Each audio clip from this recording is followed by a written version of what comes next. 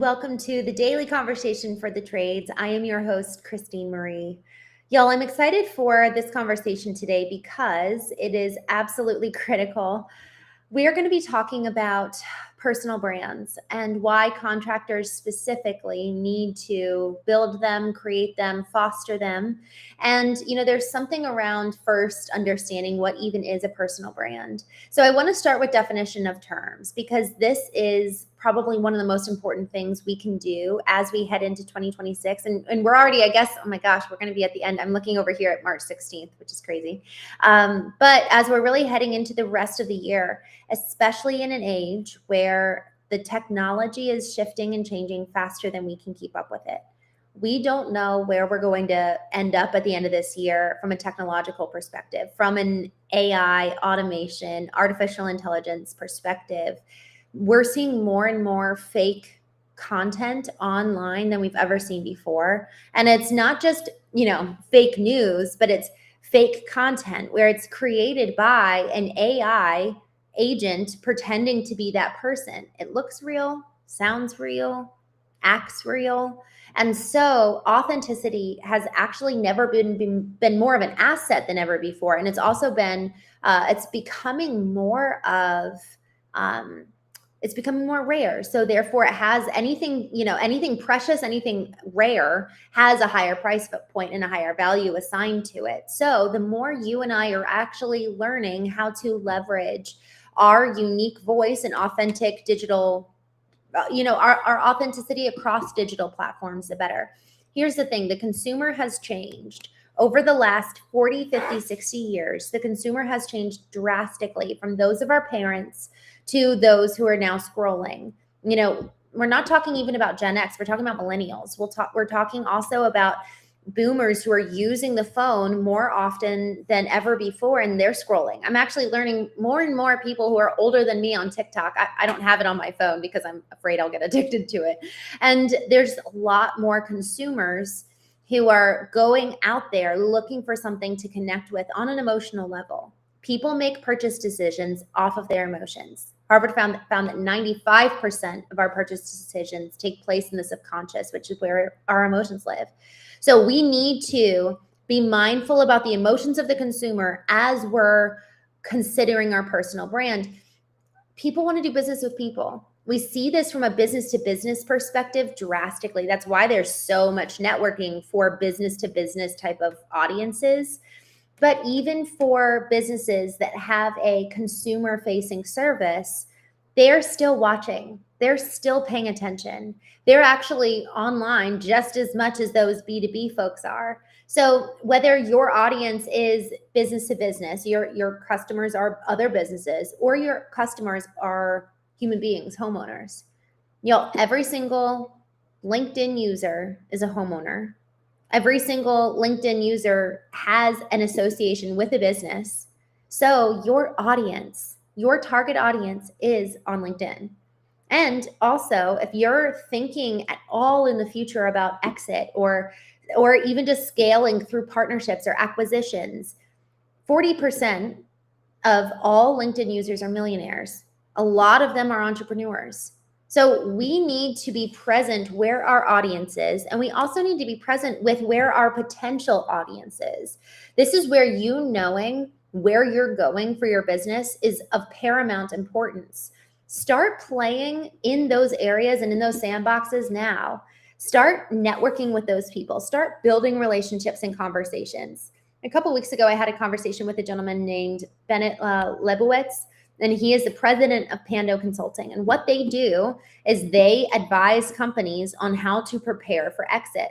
What he told me in that conversation is that 70 to 80% of companies that go to exit do not ever end up selling the business because the competition is so high and so many businesses are so underprepared. And even when they are prepared, there's not a ton of buyers out there. And so you and I doing the work to not just get our businesses exit ready, but to get ourselves exit ready or to get ourselves prepared for that next level of growth. And so when I'm talking about personal brand, yes, it's like going back to, okay, what's the definition of terms here? The personal brand is, yes, what shows up online.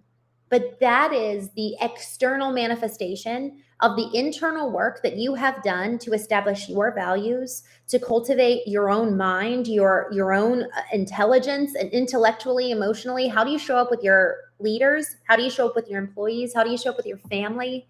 All of that constitutes what shows up on a LinkedIn profile. It's like the 2% of your life shows up there. And so what we're talking about here is you already have a personal brand. And so taking the time to really cultivate who you are is effectively cultivating your personal brand, because everyone has a thought or an opinion about you. And that's kind of what a strong brand is. The strong brand is the perception, the expectation that somebody has about their experience with you and what that's going to be like. So everyone in your life already has a perception or an understanding around what the experience of engaging with you is. And then the question is, if we want to grow and strengthen that on a digital side, you actually taking the time to create content helps for kind of the overflow and the outpouring of everything that's inside of you. Today, just this morning, I was talking to an individual who is a successful, very successful business owner. He's got a B2C company, a B2B company. He successfully exited one of them. And, I can only imagine it was a $40 million company at the time. Now it's already up to 75 million, probably more. But the way that he is now building his brand, he only has a couple hundred followers on LinkedIn. So what he's now trying to do retroactively is effectively prepare for what could have been done years ago to grow the followers and start engaging with people and really showing up from a place of service. And so now it's so good that he's doing it now, because here's the thing. He's got so much value to give. So much value. He's been through so many incredible experiences, brought so much leadership to his team, to the companies now that he's acquiring. He's really coming in and disrupting the industry because of his style and method of leadership. So now he's starting to talk about it. But I can only imagine if he had the social profile and the presence and the following from building it up a couple years ago, how much more impact could he be having now? And the goal is impact. That is the goal. It's not about building you up, making you look good. And I know that some people want that. So that's, if that's your why, fine. I couldn't post with integrity with that being my why. I didn't want to. I grew up embedded in the scripture of pride goes before the fall. And so for me, I'm like, oh my gosh, I never want to be in the spotlight. But when we have the reframe, one, recognizing that by posting, we are delivering value. We are actually being servant leaders. We're serving and leading at the same time by posting the things that have changed our lives, that have changed the way we're running companies, that has brought so much success for our teams, for the presidents that we're now mentoring. The more we are stepping into the limelight, the more we now have the propensity to make a value offer, to bring impact at scale versus the one-to-one dynamic. And the one-to-one dynamic is so important. Do not get me wrong. We need that. And actually, the more that we're writing in a one-to-one type of approach, the better, because it's more personal. So as we're thinking about your personal brand, one, you already have one. Again, every single thing that you're doing in terms of cultivating your mind, cultivating your intelligence, your emotional intelligence, the more you're going inward to do the work, to be a better leader, to be a better father, mentor, friend, husband, the more we're doing the work to cultivate those roles in our lives, the more we're building our personal brand. And then again, the external manifestation of that is engaging in mentorship groups, in coaching programs, in posting on social media. Posting on social media is just a ramification of the work you have done. It's a result. It's a byproduct. The goal of you doing the work is not about the social gains. However, if you want to extend and impact beyond just your current sphere of influence, I cannot encourage you more highly. And going back to this whole conversation around AI, your brand is your greatest asset. It truly, truly, truly is. The more you are actually able to spend the time to think about, okay, these are my values internally, right? Internally, these are my values. These are my guiding principles. These are the guardrails and boundaries that have really safeguarded me on the journey to create an incredible business. Now, let me share that. Let me offer that. Let me serve and give. The more you do the external manifestation of what's internal, the more you're able to attract the right people to you, attract the right partners, attract the right employees, potentially attract new opportunities that you've never even thought of. Because again, people are watching, people are listening, people need you. People need what you have, people need what you've cultivated. You spent some 30 to 60 years cultivating yourself.